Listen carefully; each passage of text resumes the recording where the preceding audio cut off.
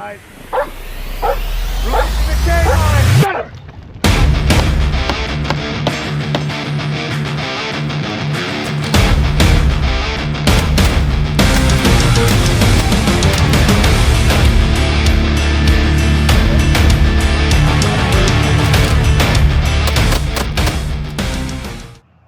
Hey guys, just want to reach out and chat a little bit about MSTOA. That's the Mountain State Tactical Officers Association. We just had our annual conference in Helena, Montana. We had a cadre from all over the United States that came in and provided some awesome training to the officers in the Mountain States area. So that generally is going to include both the Dakotas, Montana, Idaho, some of Oregon. We get guys from Washington every year. We're looking to expand that. So we're looking to continue to grow that audience. We had about 122 attendees this year, which for the conference is pretty good. We made some pretty big drastic changes, brought in some amazing vendors and some amazing trainers from around the United States. So I was recently elected to the board this year, and my kind of assignment, if you will, is going to be to focus in on the training aspect of things, bringing in the right courses that people want to see and changing up the variety of what we offer. I'm going to put out additional videos and additional content as the off season kind of progresses with MSTOA, and I want to kind of expand that reach and let you guys know what we have to offer. One of the major things that we're looking to do next year is kind of expand outside the bubble of just the tactical operator, if you will. This year we offered a drone course that was extremely successful, and as you guys all know out there in the tactical world, any more technology is king. Technology is integrated in so many different ways. So we have made that our goal this year, especially, was to bring in a bunch of our new technology vendors and show kind of what they have to offer. So we're looking to expand upon that as well. And next year, there's been a ton of talk about bringing in some type of integrated SWAT canine and or just some type of canine handler program. We've made some great contacts this year at MSTOA. Greg Lapin is one of the guys who came down. If you're familiar with Greg and Lily, you know that he's a wealth of knowledge when it comes to canine. We're going to focus a little bit. We're going to focus in on what Greg brought to the conference this year, in terms of the course that he was running.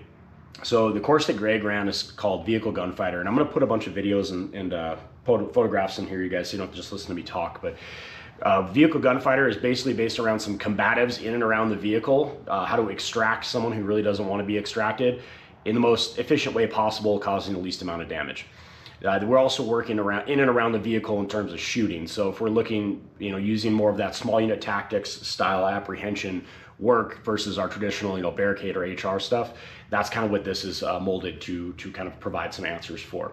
So we did a ton of shooting in and around cars, learned a lot about ballistics, what vehicles are going to do, what glass is going to do when we're introducing gunfire into those situations. So once again, I'm going to throw a bunch of video in here at some point. It'll kind of all loop together. But Greg's class was amazing. We got everything we were hopeful to get out of there. I'm going to put Greg's socials in here. If you guys are looking for additional training from him, I know he offers a lot. He was very helpful to the conference this year. He came down and did a lot of work, out of his own pocket, if you will, and brought a bunch of great gear down that was we were able to raffle off at our raffle and make the conference a little bit of money so that we can continue to progress this conference in the right direction. Greg brought one of his buddies with, Arwen, who's also a canine trainer.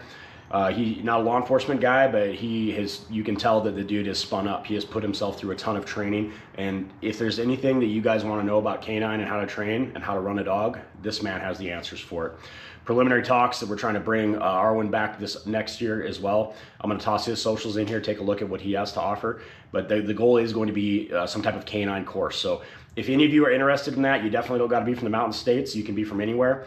And come on and check it out. It's very affordable training, and it's beautiful Montana, man. It's a wonderful place to come in and do some training.